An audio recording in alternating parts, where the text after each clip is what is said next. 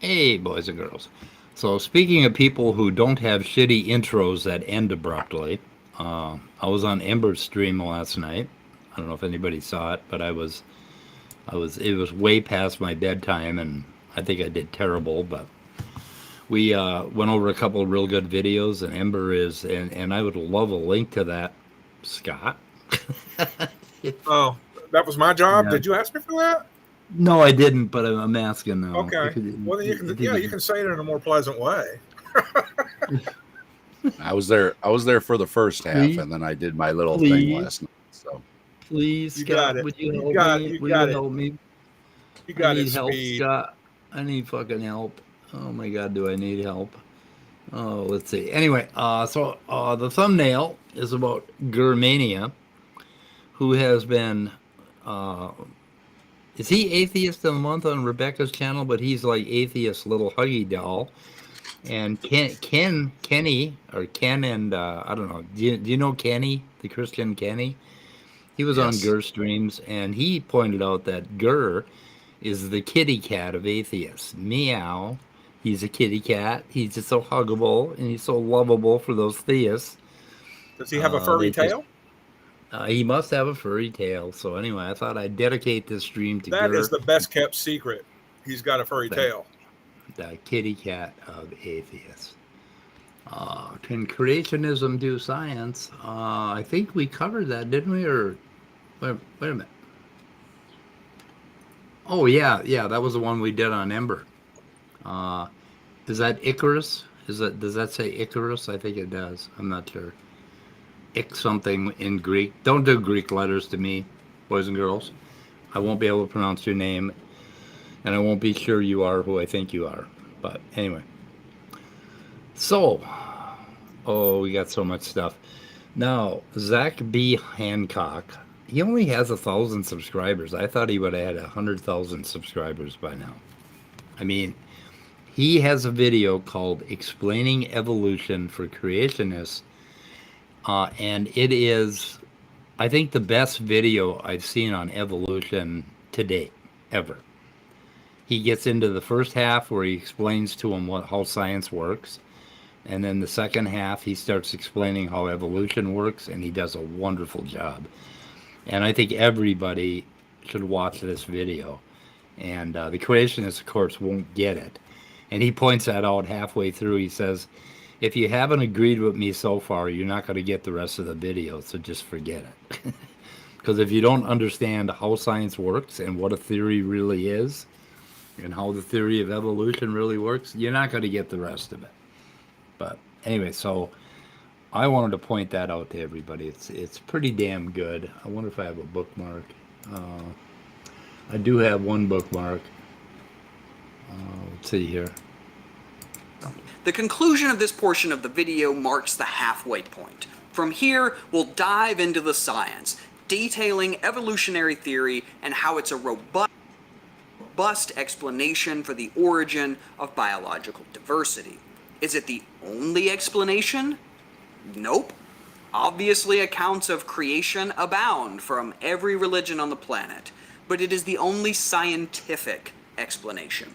Again, if you reject the presuppositions of science, I hope you've enjoyed the ride up until this point, but nothing from here on out will convince you. We're not playing with the same set of rules. That was pretty good, right? We're not playing with the same set of rules. Yeah, Anyway. that was a good statement. Yep, I linked that in my description. And Okay, so that here one- is the Ember live stream you did. Okay. Thank you. Was that polite enough for you? That was very polite. I appreciate that. Yep. And it was kind of cool. So, and I got to take a little trip down memory lane last night when I found my physiology book from when I was 13 years old. And that was kind of fun. And I found a library card in there with the date that I checked it out, and everything was really neat. Yeah, going to the library for me has great memories because Mom would always take us during the summer Yeah. because she was, number one, working on her master's degree. Number two, she needed a place to dump us for a while so she could study. And we Yep. would, we would just go get books, look at them, get books, look at them. I remember getting like a big Grey's Anatomy book back before they had MRI images and stuff, and all it was like photographs of a bodybuilder and pointing to all the different muscle groups and stuff, and Cool. learning about muscles as well as other cool things in the human body. Some great science fiction for kids back then. Scientifically, none of it made sense, but they were all set in space. And the one series I used to read had a teleporting, some sort of prairie dog looking creature that could talk and wore a space suit and everything like that. It was just so cool. Perry Rhodan. Has anybody ever read from the Perry Rhodan series of pulp science fiction for young kids? No. That's I've got it. I've got an old natural history book. It's really thick. I got from my grandma's house. It's falling apart, but I thought it'd be really cool to do a video one day and kind of go through it because it's like, gotta be 100 years old or something. So Yeah. We used to have some wonderful books in the high school library. One of them was TC Myths. It's about logic and reasoning, and it was a cartoon kind of book.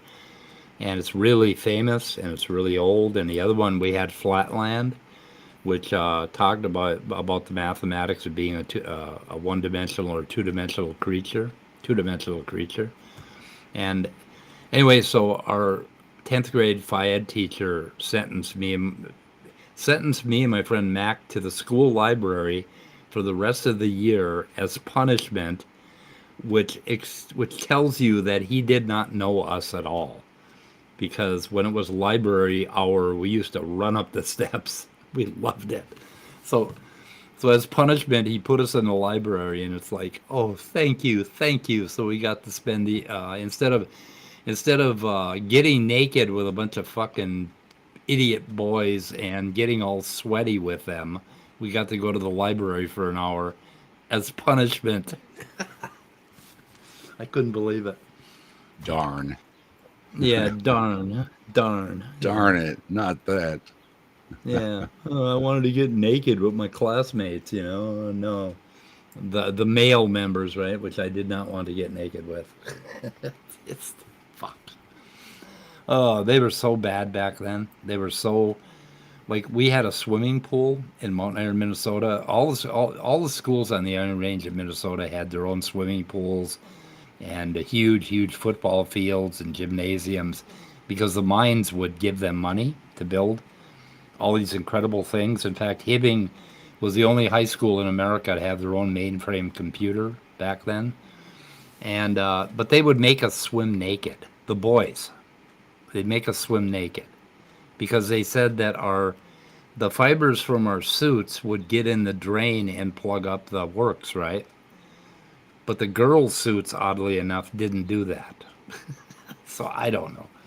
But it was demeaning as hell. And not only that, but our Phi-Ed teacher was a pedophile. I mean, fuck. Go figure. Oh, boy. Going to school in the 60s was such a treat.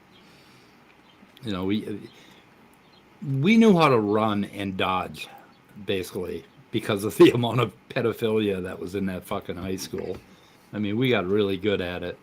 Oh, and you're not supposed to say that on streams because apparently the YouTube algorithm doesn't like it. But fuck you, YouTube. It really happened to some kids back then, so I'm going to fucking talk about it. Assholes. I'm a strange Duke. Oh, the Ichthys symbol. You want to talk about that?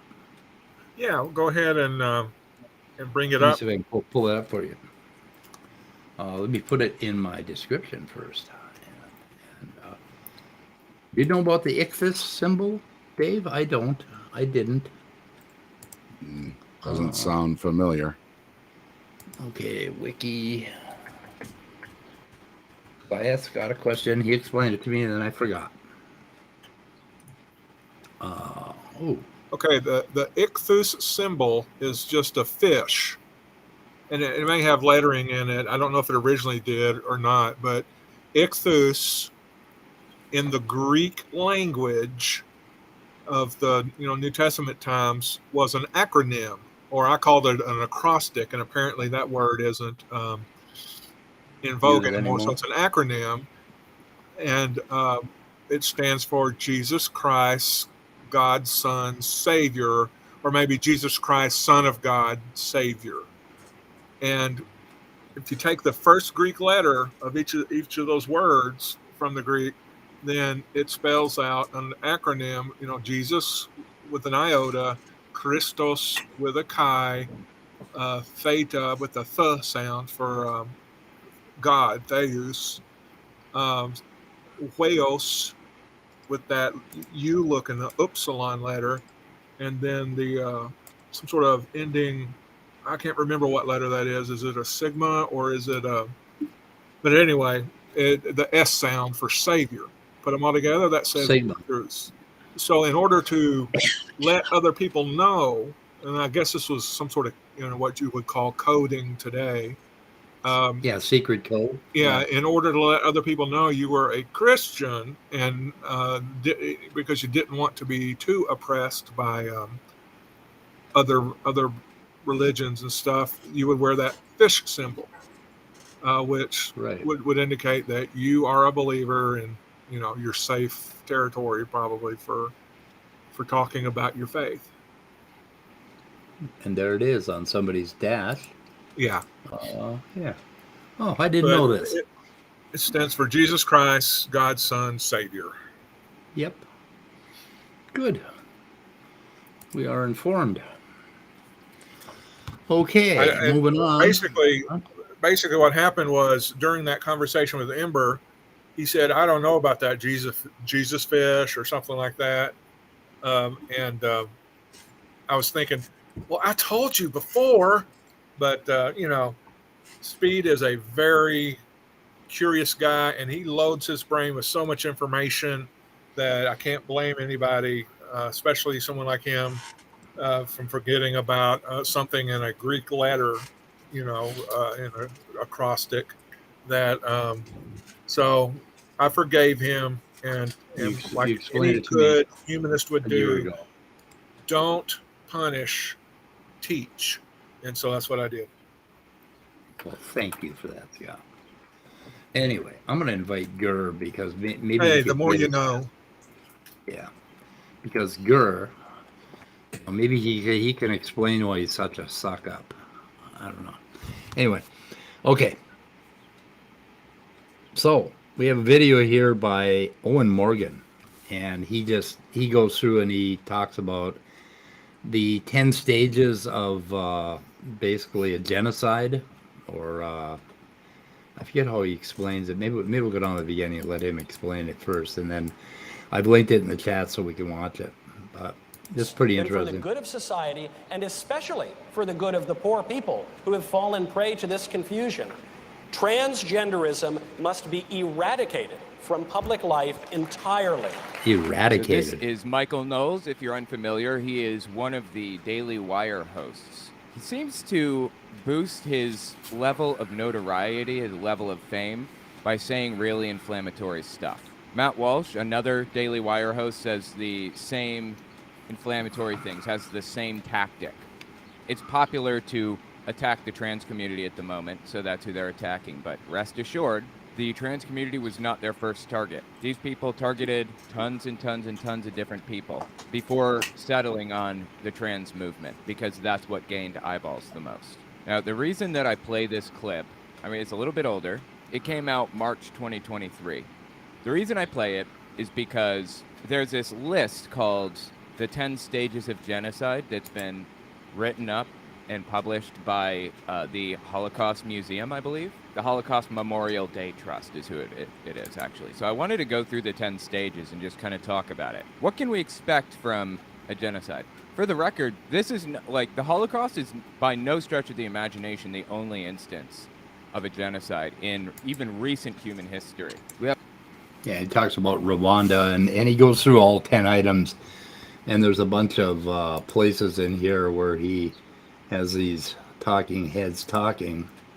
Let's see if this is one of them. Record, if you are on my main channel, we're going through Heaven's Gate initiation tapes right now, my unfiltered channel. Go check it out. It's fascinating, in my opinion, and it's valuable to understand how people got to where they are. We're going through it beginning to end. Heaven's Gate initiation tape. They choose to still hurt. They could actually say, thank you, God, for the lesson. And of course, he believes himself to be Jesus. So, anyways, yeah. Yeah. He's got a few other clips here by some other tossers on, I can't remember where all of them are. Oh, this guy, let's see. September 2022. Just check out what he says here. When the Nazis attacked Jewish stores and got away with it, that told people persecution, real genocidal persecution, is down the road. Right now in America, our government and the leftist institutions that support it, from the Ivy League to large numbers of churches, to the mainstream of the Republican Party, which supports it by being afraid to fight it, it's reminding me of the build-up in the 1990s in Rwanda, the build-up. So Christians, in his mind, white Christian evangelicals, are being treated like the Tutsi were being treated in Rwanda. How, like, disgusting is this for this guy to say? Yep. And anyway, he's one of those, let's see, where is it here? Fault lines. I'm not sure. The 7 Mountain Mandate. Have you heard about this, Dave or Scott? I have Seven not. Mandate? Okay. Yes. It sounds like It's, something They went through it at one of the Republican events. it sounds like something Yeah, a I mass mean- shooter would type out just before going out to a school or a theater. Yeah. Owen goes through it here at some point in a video, and I'm trying to find out exactly where he went through the 7 mountains.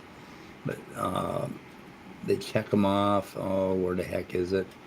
Anyway, I think it's They basically want biblical or Christian rule is what they want. Yeah. Paul. Us and Okay. them. Again, remember in the stages of genocide, us and them? He's been using the word us and they a lot, hasn't he? Come, but we put it off to the second Oh, coming. this is Lance Wallnew. We put it off. They are organized, and we are not. They. Oh, and that's we- bullshit. Yep. So God says, Don't I'm going to send you a Skip pause it, revival. please. And we're praying for revival. And as we pray, Okay. They are very organized, and there are groups that share frighteningly similar values to one another. that Right. Form militias in the guise of some sort of, similar scouting kind of things. But go watch, is it the 3rd episode? I think it's the 3rd episode of Happy Shiny People. Shiny That's happy a, people. Shiny Happy People. And what service was that on? Was that on Prime Video? That was on Prime Video. It's a really good series. You ought to Yeah. watch it. There are scenes of these, like Bill Gothard related IB. I always think of it as IBS, as an irritable bowel syndrome, but it's IB, what is it? Oh, IBLP? Is that it? something like that. Yeah. Bill Gothard came up with the seminar, basic youth conflicts idea, and then just put out this huge amount of fundamentalist, patriarchal, discipline, authority kind of. That's the shit that the Duggars from Arkansas who had 20 kids or more and things like that raised the kids on. And you will hear from them in Shiny Happy People. And anyway, it just seems like all of these really, radical Christian organizations are organized and are organizing. And there's always some militia type group involved, which, if you want to raise a red flag, think fascism. That is totally out of the fascist dynamic. I won't say handbook, right. but there's certainly a similar dynamic. Even DeSantis in Florida, and the Florida, legislature is funding some sort of volunteer group that is a quasi-military group. They go through military training, but they're designed to provide relief to like people who have been affected by storms and crises and catastrophes, but they're also charged with helping keep the peace. And they're going through military training, and many people who are previous military but just decided to join to help have actually quit after complaining that this is not what you expect of a volunteer group. So DeSantis is putting together his own militia. And that's fascism 101. Narcissism, fascism, it all works together like that. And here's the interesting thing about fascist regimes is now, see if you can follow my thinking here, but if we lived in some strange loop where Hitler, when he was coming to power, could have referred to himself in the past and his regime, Hitler would have convinced his people that the Jews were actually like Hitler. So when they're pointing out fascism in the leftists, they're using that as a tactic, and what they're actually doing is they're talking about themselves and what they want to do, right? They're using this strange, everybody has to be afraid because they're going to start to control you, so you have to put us in control in order to stop it. And there you go. You've got a fascist regime based on fear. So they use the fear of the very thing that they themselves are promoting to take power. Now, isn't that interesting how they do that? Wonderful. It's insidious, that's for sure. Yeah. Anyway, let's see about Pray this. for revival. We think, well, watch what happens. F-30 will become 50%. It doesn't matter because the guards in the prison control what goes on with the inmates. You could have 75%. And if they control those high places, you still are in suppression because that's the story of history. Right. White people being oppressed. 100%. Story of history. Yeah. It's just so horrible to be a white person in America today. I am so oppressed. I mean, oh my God. Anyway, this whole video is really spot on. It's 35 minutes, and I think everybody should watch it. I'm oppressed by dreams of waking up, having dreamed that I was in middle school again, and being, thrown against lockers and shit like that. Yeah. But I'm not. That was oppression. Oppressed by being white. I'm just oppressed by being a nerd. I think I'm gonna please guys at one point. I had a crew cut, so that's what I got picked on for, was having a crew cut. Yeah. Everybody had to rub my head. There's that poor Stepford wife presenter there. I got really good at running. So somebody would start to pick on me, and all they'd see is a flash. I was gone. Zoom. Oh, guys, I gotta go. Bye. In high school, I hit the gym, so I was pretty ripped, and I didn't have any troubles in high school. So. God, I wish I had known that I could do that back then, because I would have done that just to fucking protect myself from all that shit. Well, you see, It was, dudes would scary. because I was a teacher's son. Like when I was in junior high and high school, my mom was an English teacher in the junior high, and Ooh. so they would want to beat me up because they were mad at my mom.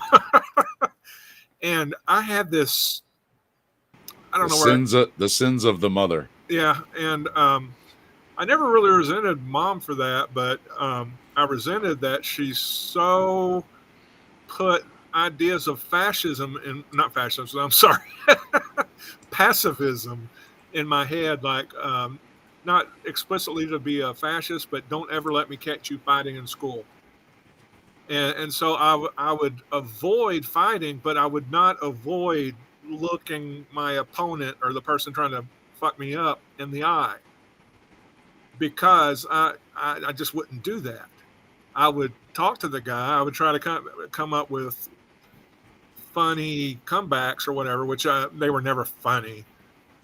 My God, people who became comedians because they were bullied, I would have just died or been killed or something. I would never have, made the bully laugh and thus not hit me as bad or something. But anyway, so I was always conflicted about that. How do I stay out of fights? Which, if I do fight, I'm in bigger trouble than if I didn't fight. So anyway, I tried the big. I never really got beat up. Yeah, I tried the big dog in the yard. I was never really a good fighter or anything, but I figured if I had muscles, it would just be like a big dog in the yard. So, yep, that's the way to do it. Never really had trouble in high school. So, yeah. It was never really overt turn the other cheekism either. I mean, there is that definite teaching that every freaking American evangelical has excuses not to follow. But I mean, you talk about reinterpreting scripture to suit your attitude. Basically, all these Christian little evangelical boys would get into a fight and just say, well, I know it says turn the other cheek, but I've only got two cheeks, blah, blah, blah, And so, boom, there you are fighting and not following it. And their dads were, just as guilty of compromising on that. So, Christianity is something that, and of course I was too much of an idealist to realize something that people idealize but don't ever really follow without a whole lot of excuse making. Yeah.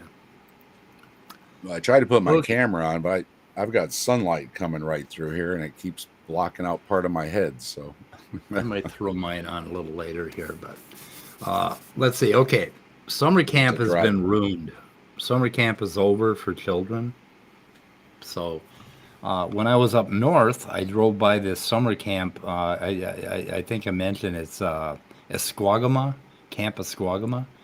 And I stopped to take a picture because there was a picture and it said, Jesus is coming or on this camp sign, right?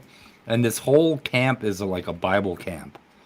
And I guess you go there, you pray before dinner, you pray after dinner, you pray.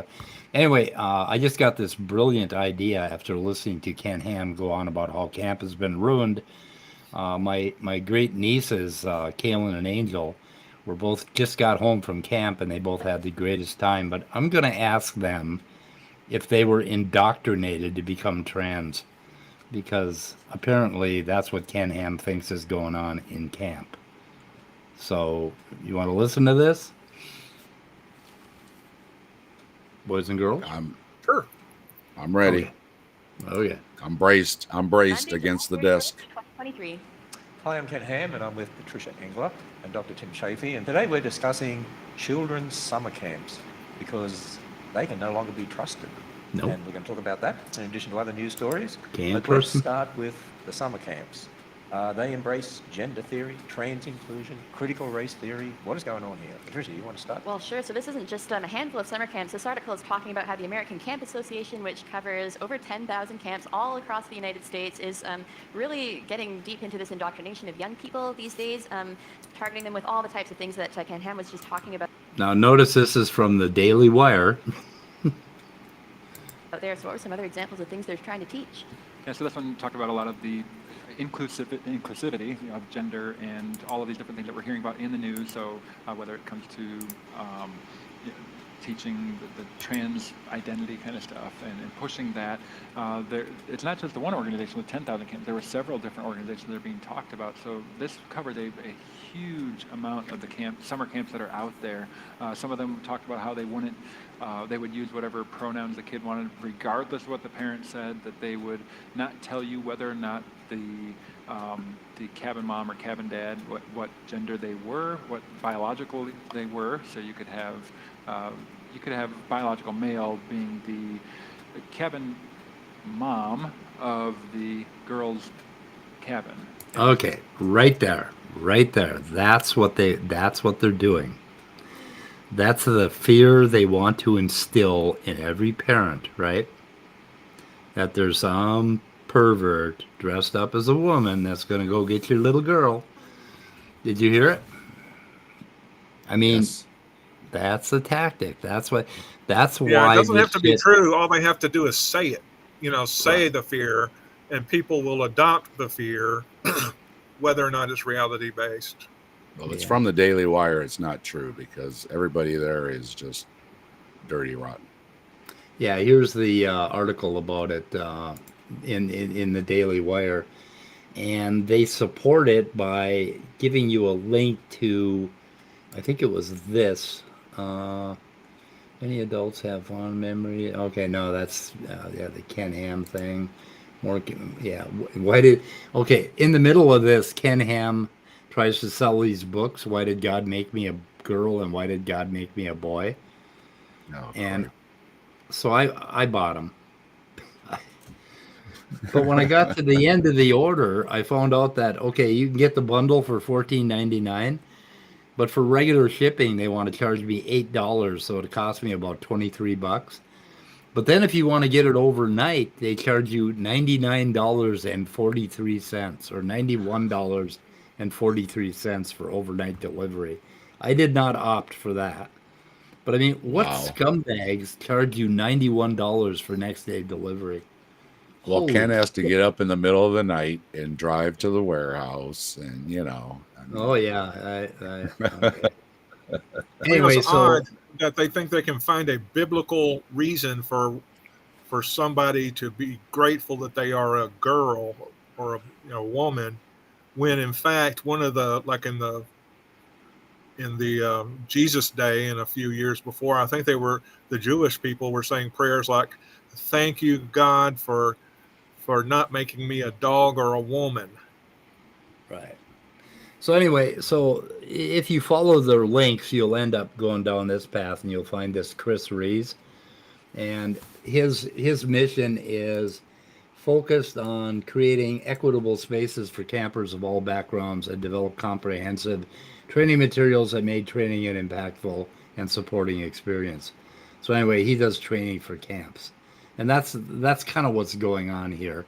Is some association that covers a whole bunch of summer camps decided that it is 2023, and we're going to try to make sure that this is friendly for as many and as diverse a group of people as we can possibly have. But these guys are losing their shit over it, right? And that goes back to the scouting thing too, when they were trying to say, it's this way and it's this way, and if you actually read way back to the original wording for scouting, it is open to all young people. Right, and they made it. That's what it says. Yeah. They always try to say it's Christian or it's by sex or gender and all these things, and no, what it said was in plain wording, open to all young people. The idea was differences aside, everybody's welcome. Yeah, one of my favorite experiences with my son was the time that we spent at Boy Scouts. But I talked to him as adults, and apparently I enjoyed it more than they did. But I just found that out recently because I look back. But we got to spend a lot of time together because I would always go with the on the trips and be with my kids through the Boy Scout experience. Anyway, they were twins, and at the same time they were in camp, there was a set of twins in California that got thrown out of Boy Scouts because they said they were atheists. And they were the same age as my kids, and my kids were atheists. And we were at a camp out, and they were going to have a biblical Bible hour or whatever. And I was just in fear that my kids were going to, basically end up in the same position as those two, right? And it turned out that we had a really good camp leader, and he said, they can go if they want, or they can stay home if they want. My sons decided they wanted to attend because they wanted to see what it was like, because they had never been exposed to Christianity. So they went and they listened, and they said, well, it was interesting, but a little boring. Anyway, after watching Happy Shiny Happy People, I wonder if we caught a frame of that lady blinking, if she would have like the message "Help me" written on her eyelid. The one on the left. Because I wonder, the woman, the only woman in the frame, and because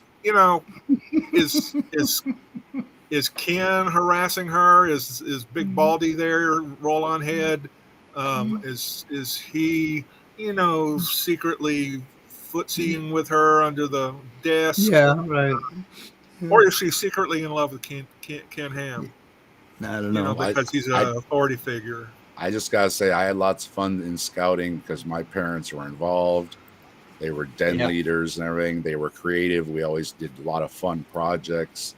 And got to spend the night in a cabin with my dad and all the things. So whatever it is that I had comes, some good memories. So whatever it is that comes before Cub Scouts, I forget they're called Webelos or something, but my kids were yes, in it was Webelos. I was actually in the Webelos. Yeah. Okay, so Bobcat, Cub Scout, Webelo, something like that. Yeah. We forced our Webelo leader into some sort of burnout. Yeah. So we had this thing where the parents had to lead the packs because we didn't have pack leaders. Nobody would volunteer. So every month the parents had to come up with something, some adventure for the kids to teach them something about the outdoors or whatever. So we'd go on like camping trips and learn how to start fires or whatever the hell. A skill every adolescent needs, right? How to burn shit down. But so what me and my wife came up with is we took them to the Skyway system in Minneapolis during Christmas to show them how to navigate the Skyway, which was, a life skill that was really important. And we got to see this Charlie and the Chocolate Factory display at day. It was just a wonderful experience. But I love scouting, and if we had been thrown out because we didn't believe in God, that would have been tragic. And in California, that was the case for a lot of parents, basically. But fortunately, in Minneapolis here, our scout leaders were not of that type. I mean, they weren't assholes. But we had ours at school, and I think there's a difference between the ones that are held at church. Yeah. And our scout leader was so cool. He worked for Hostess. So at certain times, like Halloween or whatever it was, he had access to the Twinkie costume. Oh, nice. And he showed up as the Twinkie. I mean, he was the coolest. It was great. Oh, cool. Yeah. Yeah, pretty neat. Okay.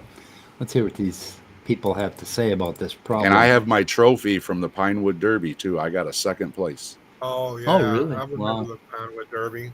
Yep, I got a second. Not first, but I got a second place. So. The best kids experience my dad ever had. Because he mom pretty much made the whole damn thing. My dad took his to work, and he had the artist put flames on it. So I was disqualified from the artistic category, but yeah, it was a lot of fun. It was something you and your dad could do together, and melting the lead to put the weight in and everything. Yeah. Yeah, I did. We did that derby thing with the kids. But I remember when I was in Cub Scouts, my mom would drop me off at these meetings and stuff. All I remember is trying to make a drum out of a coffee can and failing badly at it because I wasn't exactly a crafty kind of kid. I don't know. Anyway. We did the whole Native American thing. We made a headdress. We made a drum. We made a hatchet, just out of wood, but made a hatchet. We made a peace pipe, all those kind of things. Yeah, my parents got all the stuff and the wood glue, and we went at it. Yep. Okay, I want to listen to these guys. Will not tell you that. So you have to be very, very careful with what's going on in a lot of these camps. And of course, this has been a strategy for a long time to go after the youth. I mean, it's important to train young people from the earliest days. We would say as Christians, it's very important to teach the youth because So in other words, they're going after the youth. Yeah, exactly what the. So they're projecting here, right? They're projecting this being inclusive for fucking trans people. They're projecting this as going after the youth, and I really don't think that is what's happening. A lot of church policies have 4 to 14. You got to reach them between 4 and 14. Once they're 14, 4 years old, they've decided that you're too old to accept it anymore. Oh yeah, they do major studies on childhood evangelism and stuff. They're still losing members. They're still losing converts. You punch in 4 to 14, and you'll find stuff about it. Jeez. Truth. The secularist understands that as well. The leftist understands that. You have to go after them while they're young, and what they're doing is pushing a very harmful ideology onto them. Should bring your attention if you've heard of the American Camp Association, ACA, and they accredit a lot of other organizations as well. There's also Outward Bound USA, as well as a number of others. And we should be aware that if you're sending your children to those camps, they are going to be totally indoctrinated in all this transgender worldview. So there's also there's a Colorado summer camp, it says here, allows adults of. And the amount of abuse that I've watched documentaries on of camps and these. What are those things where they send problem children to? Or gay conversion camps? Yeah, boot camps. Or scared straight.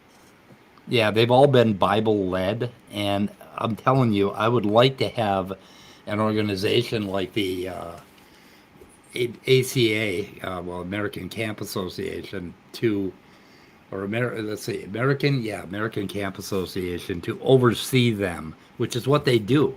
They oversee 16,327 camps.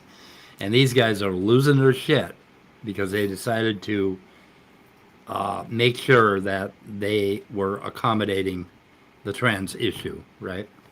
And that was all it was. And these guys are just losing their shit. They want you to send your kids to their Bible camp.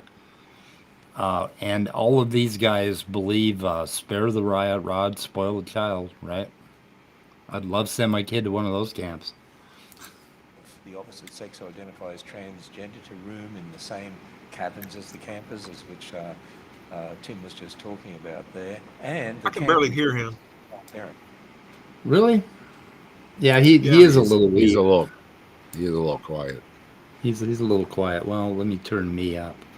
Where is me? They're just turning around. Basically, they're trying to be more inclusive. Yeah. And they're turning it around to saying that they're doing the opposite.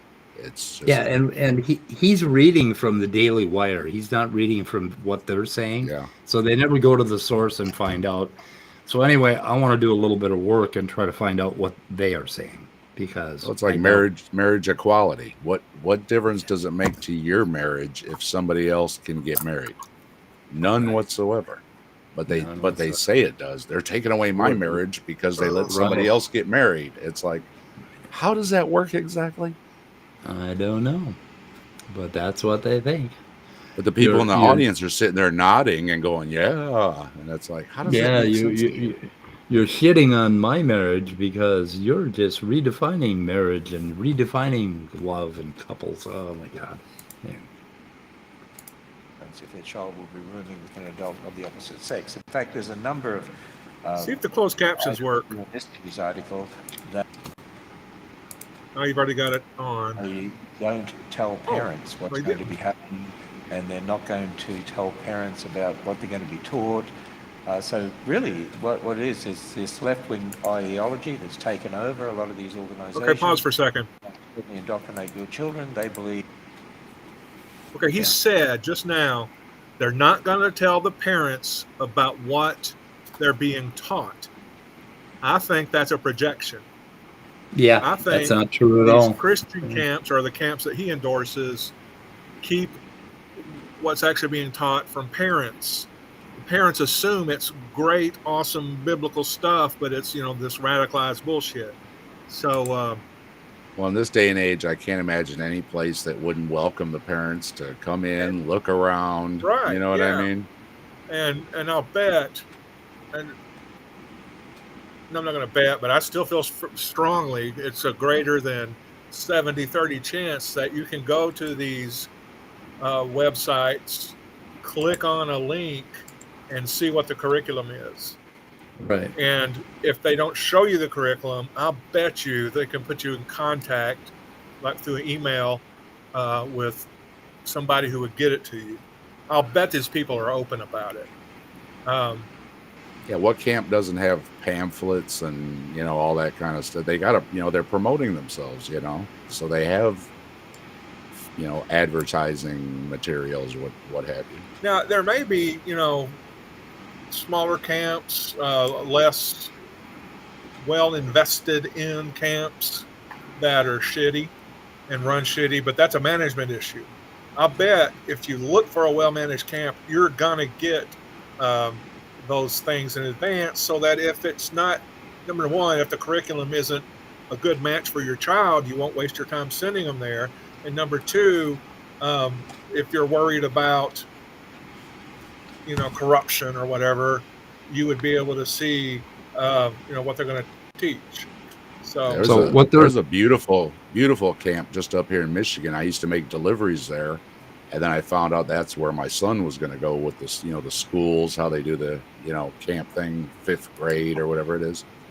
It's beautiful. I mean, it is a beautiful place, beautifully maintained, everything manicured, beautiful place. Of course, it's pricey, but I mean, if you check the place out, you're going to say, "Hey, this is a nice place." That's the thing. Low, private, non-religious kind of camps are going to be higher priced. Can everybody hear me? Okay. Yep. Yeah. Are going to be higher priced than Christian camps, because Christian camps, number one, it depends on the camp, but are not going to have as much money invested in them. Number two, kids can get quote unquote scholarships to go to those camps because they, a lot of churches do money raising efforts so that children can go to these camps. And if it's a religious, organization, go ahead. My great nieces got scholarships, and that was the way they got to camp. Otherwise they wouldn't have. And that was kind of cool. They had fun. Yeah, and if it's a religious organization that's not really fundamentalist, too wild in that sense, then it's an okay thing, and it's a great thing.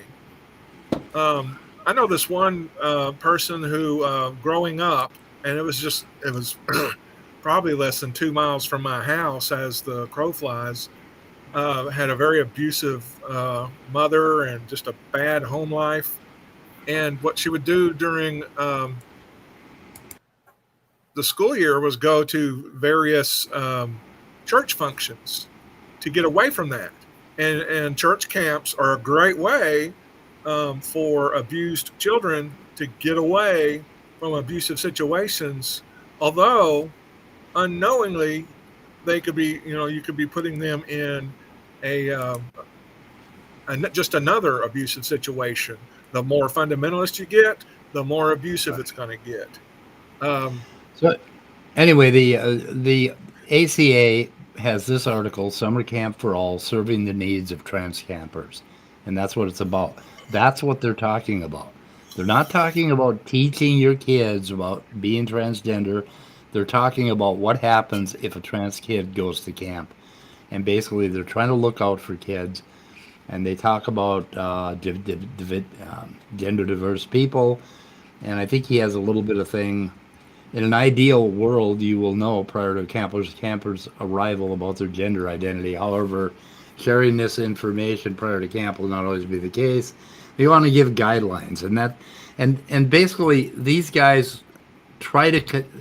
This isn't the only thing they do, right? They're trying to consider all aspects of the camping experience and trying to make sure that they address the needs of a whole wide variety of children. Now, can you clarify? Are we looking at the Ken Ham camp stuff? No, or you're are we looking. You're looking at the one where American. it actually says gender diverse camping or something. Trans campers at camp. They're hiding it. Are they hiding it from us? I don't know. Let's Like see what Ken they Ham say just here. said, no, they're not hiding it. And if you Who have a needs to trans know? kid that you want to feel safe, you would take them to a camp like that, and you should. Okay, here's what they're saying. Who needs to know? It is easy to make a case that certain people need to know about the trans camper's identity. However, the knowledge of the camper's gender identity status should be protected in the same way that health information is protected. So that's what they're telling them to do.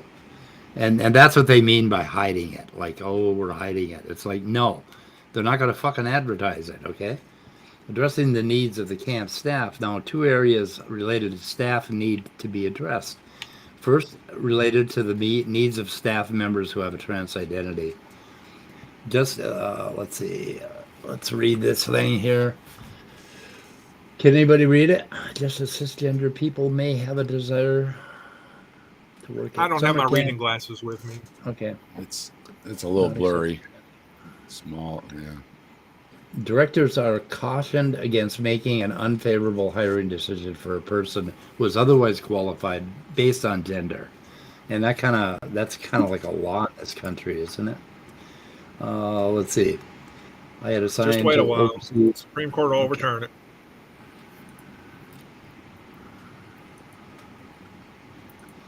Yeah, so there's something here that would, freak them out. My work at the camp came after I made a medical transition. I was assigned to oversee a cabin group of boys. I asked camp director for the ability to shower and change clothes out of sight of the campers. Fortunately, the camp facilities were such that okay, so they're just trying to deal with the sticky problem, right? That's what they're talking about here. They're just trying to fucking train people, and these assholes are losing their shit over it. Yeah, their upper lips are kind of curling upward, and they're kind of tensely shaking their head in these little micro movements, and they're going, "Oh my, it's a person with different genitals than I expected. Oh no, we can't deal with this. There's no reasonable way to deal with this." Sorry, I kind of got off into it. Yeah. And it always seems like it's again that they're just afraid to talk to their kids about things. Yeah. You know, there's the meme that says, why does Uncle Bob like Jerry or whatever? And well, because they love each other. And the little kid says, "Oh, okay, can I have a cookie?" Yeah. You just explain it to them, and okay, that's. But we can't say that. Well, they love each other. Well, they're afraid that their kids are going to come to them and say, "I'm gay" or "I'm trans," and it just scares the bejesus out of them. They don't know what they're going to do, so they're projecting and making everybody afraid. And the reality is that very few parents are going to have to deal with that because it's a pretty small group of people. It's just like fucking quit losing your shit over a small, something that's never going to happen. It just, I don't know. That parents have no rights to their children, just like Joe Biden said. Oh, right. Parents No don't rights. have rights to their children. The government owns their children. Well, these camps think they own your children. You send them to the camp. Okay, wait a minute. Where the hell did Joe Biden say that? I don't know where Joe Biden said that. I've heard it repeated like 3 times now on this news, AIG news show. Such people as this are such liars that you can't take anything. I mean, if they assert something, you have to go check it out. Like the sky is blue. You have to go outside and look at it because they're that unreliable. He used to say stuff about Obama all the time too.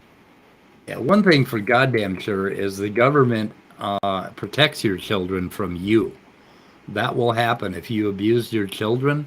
The government will protect your children from you.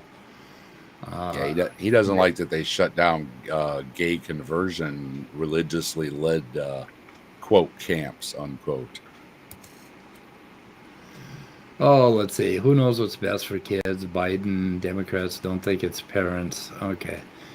Well, there's no such thing think as. about it. Okay, here's what he said. There's no Okay, all right, go ahead. no such thing as someone else's child. That's what he said, and people lose their shit over that. Okay. Okay. No, what's Scott? And again, what would Jesus do? Well, Jesus would say, "Bring the children here," and Jesus would say, "I don't need to minister to the healthy. I need to minister to the sick," which means the unbelievers. And everything that those things that Jesus seemed to do, they don't want to do those things. But the thing is, in America today, especially among the evangelicals, fundamentalist evangelicals, maybe just all evangelicals now, I don't know. You have to take everything Jesus said and add with an AK-47 or a AK, whatever the rifle du jour is now. Or but. Yeah. Jesus said to love everyone, but not But, you and because I don't like you. But did Jesus like them? See, we don't care about what did shooting down a crowd say? full of degenerate transes and non-whites and blah blah blah is love if you look at it right. So Biden said something else horrible. According to the supremacists, not according to Scott Duke, who is the man with the righteous quantum person. I'm a strange quantum Duke, but anyway, not to me, but anyway, that's the thing. Is they ignore the more humanistic ideas of Jesus and just add with an AR-15? What's the rifle? AR-15, I think. I don't know. AR-15. Yeah. Now the right is going to pussify me because I didn't know that instantly. But anyway, it's okay. Yeah. So you want to know the truth of the matter? Here's what happened. President Biden basically was at a conference honoring the nation's teacher of the year, and he quoted the teacher in saying, "There's no such thing as someone else's child." He then repeated it and continued, "Our nation's children are all our children." Now he's quoting a teacher who he's basically awarding Teacher of the Year to, and the Republicans lost their shit over being that. inclusive. Yeah. I don't know. I grew up in the 1950s America in a small town, and we as children belonged to that community. The entire community basically took care of us and had no problem with of course there were some bad players, there were some bad apples, but for the most part you could get help from any adult anywhere. Everybody's children were watched out for. That it was like it was an American fucking ideal, and we were out playing with a BB gun. We were out playing with a BB gun one day we weren't supposed to have, and my mom got a call at work from one of the neighbors. Yep, exactly. You know what is going on over there? It's like, neighborhood snitching on kids. To me, that's fine. I remember older guys bragging that if you were doing something wrong on the south side of town or east side of town or whatever, and we're walking home, you might get a spanking from a neighbor, and then when you got home, you'd get another spanking. So they don't really believe in leaving it up to parents. They really think they should be able to spank each other's kids. My mom would be happy to give everybody her phone number. Yeah. Well, but we talked. We knew a lot of the neighbors. It was so. But I don't know if those good old days were actually real. I don't know, but because Good for old every good days. old day, there were people who were suffering because they stayed too late in certain towns that didn't allow people in their town after a certain hour, and they would be Good old days just punished. relates to when you can just be a kid, and rich or poor, if you have a toy, even if it's just a cardboard box or an expensive toy, either way, a child can be happy, content in that Yeah. moment, in that imagination, and you can never get that back once you get past a certain age. It's just Yeah, reality, it's a good reality of thing. life. Yeah, it's a good thing to hear people say, we were dirt poor, but we didn't really realize how poor we were. And I don't know how much I believe that, because I've known people who I guess knew how poor they were, and when they were adults, they were ashamed of it. And that always, and I've heard, and I've told people this before, that like my aunts seemed ashamed of their poverty when they were growing up, and it was maybe because it was just such a bad memory, but that maybe not knowing how poor you were is an indicator that you were like lower middle class instead of actual poverty. But anyway, it's yeah, when somebody is happy enough to not really know how poor they are or how different they are, they just feel accepted and loved and included. That is a Now, great situation. now extreme poverty, I mean, I don't want to make light of extreme poverty. I'm talking about, Right. Yeah. I people that understand. are above the level of having serious issues, where at least the rent is being paid. You might not have a new car. You might not have a new TV. You know what I mean? But yeah, you had something to eat. You had a place to sleep. So that's a good old days to a child. Now, again, if you have traumatic things, then that, of course, is going to mess you up. And there again, that's why the children are all ours. All the children should have a good childhood. So, Did anyone notice that on the thumbnail I managed to see through Grr's glasses? His sunglasses? Yep. was that the other night? Yeah, I have software that allows me to see who Grr really is. Oh, So he's got serial killer eyes. he But got then so serial do killer. most cats. Yeah. You got to Oh, watch the out heck for is it? Grr. Bread is after him. Yeah, I managed to also pull like Grr let his camera turn on for just a second. And I caught a little picture of him. I don't know if he knows that or not. He quickly went and edited the video and deleted it. But let's see here if I can. I just can't get a good shot. I got the sun coming right through the blinds, and it's just messing up the camera. I got a pretty good shot of Grr. So I There just he caught him is. for a moment. Yeah, there we Yep. I'll hook you up with Yeah. my dentist, Grr. Well, that's what we're all about here is the truth, man. The truth. And when somebody starts hugging the kitty cat, when the believers start hugging the kitty cat of atheism. So Kenny, I think, actually called him a kitty cat. On his I stream got there. some good news from my dentist. He's doing crowns in-house now. He bought the machinery that makes some of that, so you don't have to make a return visit and everything. He can do it all in one shot now. So Loki those is return going. visits add up.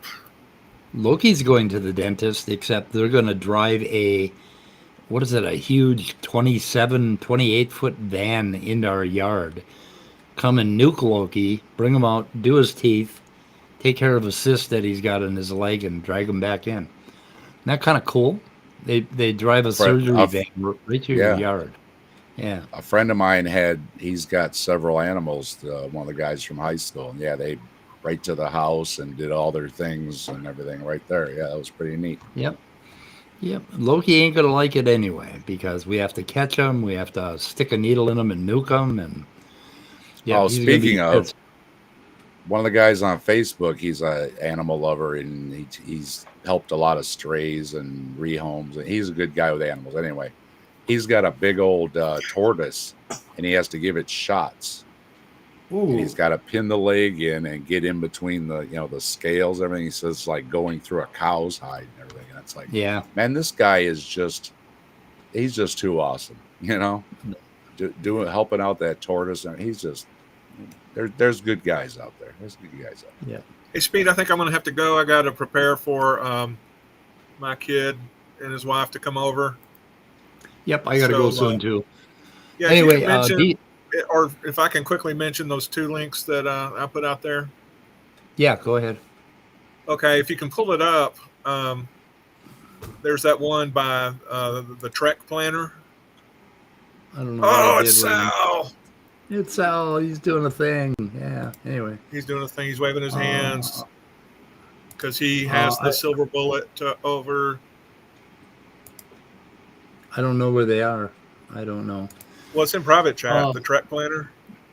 Yeah, I know, but hang on a second. You can't click on those fucking links. Let's see here. Let me go to my video details. You can't click on those links. They're not clickable links. They're just text in private chat. I just clicked on it.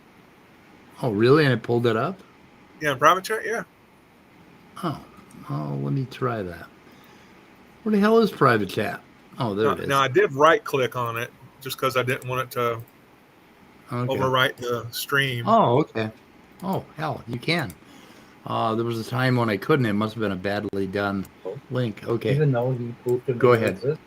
Now, this is a link to a channel that, of course, I don't see it now. Oh, that's the Ember link. Okay. I'm sorry. Yeah. That's the one that says the Trek Planner, and right underneath it is a link. But this is while you work on getting that up. This is a site you might be already subscribed to it, but it's a guy who lives out west and close enough to a bunch of old Pueblo, what they call ancestral Pueblo ruins. That what he does is he just scours Google Earth and he finds what he thinks might be structures or man-made phenomenon, and he just goes out there sometimes with a partner, mostly by himself, and he climbs around and he finds these old Pueblos. I can't remember. Yeah, that one right there. The thing looks like a UFO. I just saw that one. It's the Kivas. It's a water collector. I just saw that video. Pictograms, and there's ones that are etched on, and there's pictoglyphs or petroglyphs. Yeah, on stone petroglyphs. He finds old petroglyphs that are still outstanding looking. Even the ones that are faded and you can sort of make out are awesome. And he'll be going around. He'll find just what were old villages, loosely so called, that the Pueblo people probably about 1,000 years ago, give or take, where they lived, and you kind of wonder why they put them up so high and out of reach, probably because of enemies that lurk nearby. But anyway, it's just a fascinating channel. If some of these are like 30 minutes long, some are just 9 or 10, and it's a great place to go just to think about how amazing it was, just 1,000 years ago before Steve, in the 90s. Europeans came away, came and just ruined things. But he'll find little shards of pottery, which is just archaeological gold, and a lot of these sites have never been excavated because they're probably in poor condition. They're not the sexy looking Pueblos like the ones etched, just very well preserved and etched into stone. But these are smaller communities that maybe don't go up so high, but they that it was vibrant with life, and they had all sorts of structures left behind that you can make out. Now the second one here, I had a question that I'm hoping our side chat would kind of put a quick answer to, and that is, what's the status of Skeptic's Guide to the Universe for you now? Are you still an avid watcher or listener? Have you quit them for some reason? Have they committed some problematic misdeed that you decided they weren't worthy of your attention? I came across an interesting discussion between Steve Novella and I'm not sure who the other one. It might be one of his brothers. It might be just one of the usual co-hosts. They talked about climate change. There was a big discussion about climate change and versus global warming in the side chat earlier, and I wanted to like point it out then. But I've always liked Stephen Novella, and so I just wondered what people's thoughts are about the podcast as it is today. James is here. And that's all I have. Okay. Yep. So how did you manage to go, 2.5 hours last night, Mike? I mean, I have no idea. It was amazing. I got beyond the tired point. I drank some coffee, and then I had to chill out for like 3 hours before I could go to sleep. But yeah, I got pretty well. Along with that, the two videos that we were talking about, they really got my blood boiling. So it just really got me going. I'm less coherent at night, but once I get past a certain point, I can kind of start, find a second burn. I mean, I don't go to sleep early. I go to sleep like 12, 1 o'clock in, the morning. But I'm not good at interfacing with people. So anyway, see you, Scott. Take care. All right. Scott, We'll talk to y'all later. All right, Scott. Good talking with you. Yep. Anyway, yes, I was blown away how long you guys went. So I was yeah. I was thinking he must have had some coffee. I'm at my absolute brightest at 4 a.m. and I start to lose ground around 9 in the morning. And I really wish I could stream at 4 a.m. because I think streams would be a lot better and a lot more on point. And I should actually get up and just do streams and get used to talking to the camera and go through some of these videos that I want to go through. Because I have so much content that I want to comment on and go through. And the thing is that it's hard to listen to people commenting on videos if they comment too much. I'm finding that's my personal taste, right? So I think you've got to be a little more directed. Otherwise, like my inclination when somebody pauses too often or comments too much is to go back and watch the original video because I want to see what the asshole had to say, right? I mean, that's primarily why I'm there. And then after I've seen what the asshole has to say, then I want to hear what the commentator says about it. Are you like that? Or, yeah. I mean, so I don't know. I would like to get a little better at it. So. Well, especially if I know they're notorious for quote mining and stuff. Yeah, I'm going to go watch the video. Right. And sure enough, yeah. I've got some other videos that I kind of wanted to mention, and I put them in the description before we close out. Deconverted Man did a really good video called Top 7 Things Atheists Want Theists to Know, and that was 15 hours ago, and that is linked, and that is very worth watching. Top Dog Shattuck gave me this 3-3 Ranker of the Universe, JonTron, the JonTron show. Have you watched this guy? With all default web browsers. That's plainness, boringness. Nothing.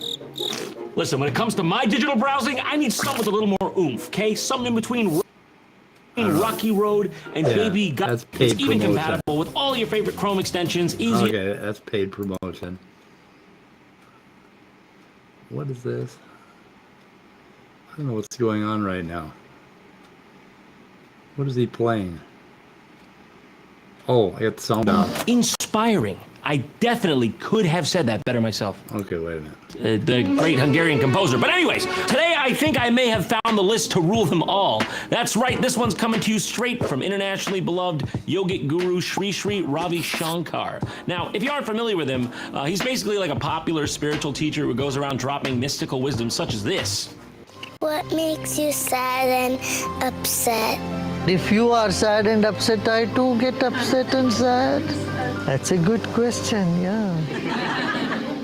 Anything that you feel, I feel everything that you feel, yeah. Inspiring. I definitely could have said that better myself.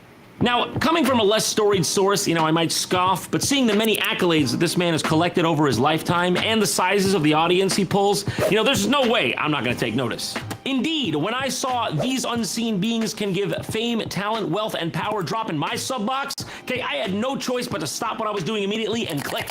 Basically, in this video, Mr. Ravi Shankar draws from his deep well of knowledge to essentially, how can I put this, rate the universe from least epic thing to most epic thing, and it's simply something that has to be experienced firsthand to be appreciated, so buckle up. Something of this magnitude only drops once or twice in a lifetime. Give it to us, Shri Shri. The whole universe is permeated by spirit, by Brahman, yet in different degrees. Okay, I think I'm following. A stone has 1 unit of life. Now, I don't want to stop your flow too early here, but by what metric exactly are we going? Can I get a legend or a key? There's something to help me out? A rock has 1 unit of life. Like it's alive? Or frankly, something can have more than 1 unit of life? Anyway, this guy's pretty funny. I put it in the description. So, had you seen him before, Dave?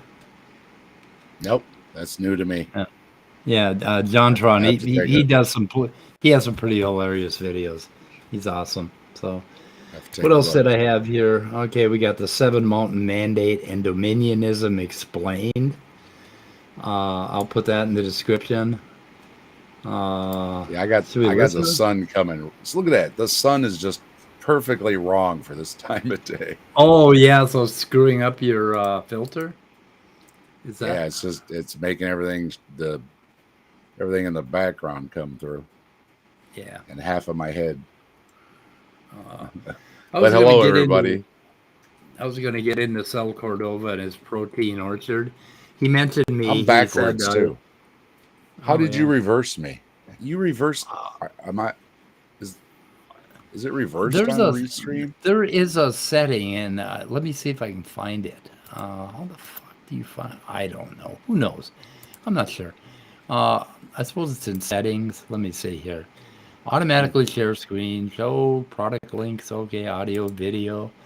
Oh, there it is, OBS, mirror camera. different. Okay. Oh, Jesus There we Christ. go. There we go. See? Now it reads Bigfoot.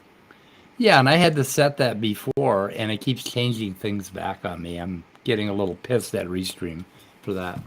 I got to get the shirt in there. I got my Bigfoot shirt on. Yeah. So the 7 Mountain, okay, Bethel. I don't know what channel that is, but should we listen to this for a minute and see what they're up to? Sure. I want to make sure that's all. I'm game. Okay. A little bit hierarchical or maybe perverted or in some ways like secular is when we start talking about taking the mountains as if we're conquering humans. Yeah. We're going to conquer these Christians are going to conquer the non-Christians and take the mountain. Oh, okay. Let's talk about this idea of 7 spheres of influence or 7 mountains, and then how that functions in our environment. What like an unbeliever is to think of it. Yeah. I'll start. Yeah, why don't you? So I remember when I first heard that teaching, I was like, it was a prophetic word given to a couple of key leaders in Christianity. Yeah, I think it was Bill Bright. I think it was Lauren Cunningham. Yeah. They got a very similar, I think, dream or vision within a very short time of one another. They did, but they were a little different, if I remember right. And then my experience, the concept was very similar. Concept was there, but my experience over time was that the 7 spheres were changing all the time. So my teacher brain was like, "What? This is from the Lord. How come it's changing?" What the 7? Because there are a lot of people that watching this would not have any idea. The classic teacher. I'll give you mine, which I think are the best, are the right ones. So 7 mountains. So what I'm talking about, 7 spheres. We are losing the mountain language because that actually brings some confusion to it. So for me, it's an acronym, free gas. Now, again, this is not what guys that are teaching on it around the world are talking about. This is the one that what happened for me as I'm reading a book, a secular book of history. It mentions kind of the building blocks of culture. I'm like, my goodness, that's several of the mountains. And then I always thought it was interesting that we had the mountain of business. I'm like, business isn't a sphere. It's actually a way of having an economy within, because you can have a barter economy. Yeah, I don't know what the hell's going on here. What is going on? 7 spheres of influence. Of the Totally. Jesus movement. So all that is like, why would I care about any of that stuff? It's all going to burn anyway. So it was an interesting thing for me. So you got to hear the. I don't know. I don't know what's going on here. It's all gonna burn anyway. It's all gonna burn. Yep, I don't know. Yeah. That's the thing. That's the problem with Ken Ham with the climate change and everything else. He just says, right. Hey, Jesus is going to burn everything up with fire anyways. So it's and he's going to keep it cool until then. Tell that to Texas and Phoenix, Arizona right now. Absolutely. There again, we've got record temperatures, and I still see people that are coming back with, oh no, look, there's actually cooling. It's like, where are you getting this from? Where could you possibly get this from? It's just uh-oh. Yeah, we have Saul Cordova, but he mentions me. He said, there's a brain dead guy on YouTube that totally misinterprets my protein orchard thing, right? And it's like, no, Sal, you still don't get it. I mean, he thinks we're straw manning him by saying, it's just, he doesn't get it. And it's going to take, I need to do a half-hour show and explain it to Sal and explain it to the world what he thinks and why he's going on about this gotcha that he has, that, it just shatters evolution if you think about this protein orchard. And he's got his, in chat, he's had people try to straighten him out on this, and he doesn't get it. He thinks we're straw manning him, and he keeps repeating the same garbage over and over again. And it's just funny as shit. So he said he hasn't listened to me for about a year, but I kind of doubt that's true. Anyway. The hell with him. I'm not even going to link him this time. I'm not even going to bother. So, let's see. How do I look today? Do I look terrible? Oh my God, where's my camera? Hey, there I am. Anyway, got my favorite orange shirt on. Got some bright light in the background. Orange shirt, all right. You got your favorite orange shirt. That's what I like to do. Favorite orange shirt, right. Yeah, if I could just quit, if I could just get the sun to quit, it's just, you see how it's coming through the blinds. Yeah, my lighting is screwing me up, so I'm going to shut that shit off. Nobody wants to see this stuff. So, anyway. Just exactly the time where it's shining right on me. Yep. And before we close, I got news from the Mayo Clinic this morning. I am cancer free. So good news. Yep. 1 year out, and they can't find anything. So, and everything else looked pretty good. So I'm gonna hear more on Friday. But yay. There were a couple little things on the CT scan, like they found out that I'm really old, I guess, and they want to talk to me about that. So other than that, everything's cool. Yeah, I was actually a little worried. The dentist lady she wants me to use fluoride rinse a couple times a day, and on and on. I mean, you're getting old, and yeah. I'm getting tired of hearing that. Yep, it happens. I got AARP. I got AARP stuff in the mail too. Oh God, I hate that. I throw that shit in the recycle bin so fucking fast. I don't even. God, it's like as soon as I think I turned like 50 something, and they start sending you that shit. Yeah, they have a database. They know when you're getting old. And it's like, oh, and they got all these pictures of happy old people playing golf and doing. It's like, oh yeah, you can move when you're old. Really? I didn't know that. When you're done playing, you got to go to the doctor and say, my elbow won't work, and my hand has got a purple tunnel, and my shoulder's got a whatever that micro stuff they do into everybody's shoulders, and yeah. One of the comedians, I think it was maybe Louis C.K. or something. He did a bit about he went to the doctor and he said, "Yeah, this is bothering me or whatever." And the doctor said, "Well, how old are you?" And he's, and he's like, "Well, you're getting old." He's like, but what about, like that microsurgery, like I just saw the athlete or whatever got that, and they put that little tiny thing and the doctor's basically like, well, we don't do that for you old people. Right. Yeah, they don't. We just fix up the young people. You're Yeah. past your expiration. Yeah, fuck you. You get to a certain I've seen age that. and you just get told, well, yeah, because you're old. Well, my doctor was really shitty to me until I started losing weight. And then he got excited and then he started taking care of me. And I'm telling you, I'm getting a totally different type of care from him now that he knows that I'm doing things to help myself. And so there's that, So, I mean, it's kind of fair, He gets a lot of people that they haven't fucking gotten out of the chair for 50 years and they're falling apart. And he's like, I can't help you. But anyway, he was really shitty before that. It was like, oh, well, like he told me, he says, well, I'm not going to treat you for heart problems unless you have a heart attack. And I'm like, wait. Thanks for nothing. Yeah, like I have to have a fucking heart attack before you're going to seriously look at my fucking heart? It's like, God damn it. I don't think so. I don't know. It's like, yeah. Well, I was trying to plug my new show, but it's not showing up behind there. But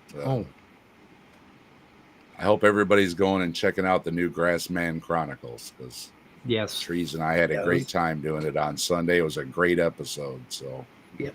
If you enjoy a little of this and that otherworldly things and having a little fun with it, you should go check it out. Yeah, I was watching that. Okay, I think I'm going to shoot her in the head and go do something. Go do something right. productive. Yeah, okay. You just caught me. I was outside. We were doing stuff, and it just happened. We had to take a break because we stirred up some bees. So wait for the spray to take effect, and then we're gonna have to get a little caulk out, fix that hole they were getting into because it's right by the back door, and next they're gonna be bothering us trying to get in and out the door. So in a way, it's kind of good he found it. So. I feel real bad, but we have this pest control that comes out and sprays the house and stuff and does everything. And they have a guarantee that if you're not satisfied, call us up and we'll come back out. And I don't think they know who my son is. Because they've been out here like 4 times already. Every time he sees a hornet, he calls them. Kill that hornet. These are the same ones that got me a couple years ago. I tell people, my really? wife with all her flowers and everything, the bees never bother me. I never get stung. And it's those little tiny ones. They're about the size of a house fly. Yeah, and they were dug into my they dug into my timbers, around my raised bed. So when I was raking, I disturbed them, and all of a sudden it felt like I was getting zotted in my legs, and I looked down, it was all them stupid little bees were biting my legs. Oh, that's the same thing we had up. They were in the little crack there where the 2 boards come together behind the eaves trough, Yeah, right there was a tiny little crack. There was this aluminum molding on the outside of my door on the south side of the house going out in the backyard. My son walked out of that, and all of a sudden he's getting hit. Just bang, bang, bang, bang. They're stinging him. And they had built a nest inside that, so I had to caulk it up. And there were bees trying to come out of the caulk, and it was just amazing. And then I went and found them in all our railroad ties that we have for landscaping and stuff, and they had drilled holes. And so I bought a bee outfit and went out there because that was the only way I could get rid of them. They were so fucking vicious. They'd come flying out of that thing like bombers, just boom. Fucking nail you. The smaller nests aren't so bad, but if there's a lot of them in there, they can. Oh God, there were they thousands. get on you real quick. Yeah. Yep, but I bought a bee outfit, and that was fun, walking around the yard in a bee outfit. Yeah. It's not a piñata, kids. Okay? It's not a piñata. Don't do it. Don't do it. We took one down as kids once, and my buddy got nailed. I got away unscathed, but my buddy got nailed, and he had a bunch of big welts on his back from the hornets because we said 1, 2, 3, you know, and both threw a brick at this hornet's nest at the same time because the old lady said, "Can you get it out of my tree?" And we're like, "Yeah, sure," you know. So 1, 2, 3, we threw the bricks and we ran, and all of a sudden he's going, "Ow, ow, ow, ow, ow, ow, ow." Yeah. I must have been one step ahead. Today is August 1st. Weed is now legal in Minnesota. And the cops are losing their shit over it. They don't know what they're going to do. I know what they're going to do. What they're going to do is they're going to pull over everyone who slows down unexpectedly or goes like puts just a little bit over the line, and they're going to pull you over. And they believe they have this program where they learn how to tell that you're on pot, right? And they're going to be fucking people left and right because the cops are really upset that they can't arrest people anymore. Can't arrest black people, can't arrest poor people for smoking dope anymore. So they're going to be pulling us over left and right. It's like shit. I see Trees in the chat. Shout out to my co-host Trees. Yeah, he had good time on a Sunday. comment about cocking the back door home. It's a family-friendly show, Trees. Anyway, we have a good time talking to each other and getting to know each other and everything. So it's been really great. Yeah, the police shot another black guy in Minneapolis on the freeway night before last, and unarmed apparently. And we're waiting to hear what that's all about. And he was a well-liked member of the community. And yep. Anyway, there's that. We'll find out about that shortly. Get tired Way to of go, hearing Minneapolis. about it. Yeah, well, fucking Minneapolis basically got called out by the feds as being a racist police force, and they're still doing it. It's like they haven't learned a thing. We got to take their guns away. That's the fucking thing. Police do not need to carry guns on traffic stops. The training in this country is terrible too. All police should have to have a degree, a real degree. Yep. Yeah. 4-year college at least. Everybody else has to have a degree, but getting just the associates that you can literally jam through in 6 months if you want to is just not sufficient. Yeah.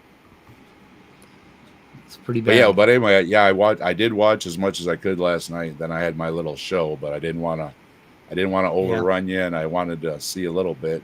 I didn't think you would go that long, but you stayed up, you made it through, and then you even stopped by afterwards and said hi, and I appreciate it.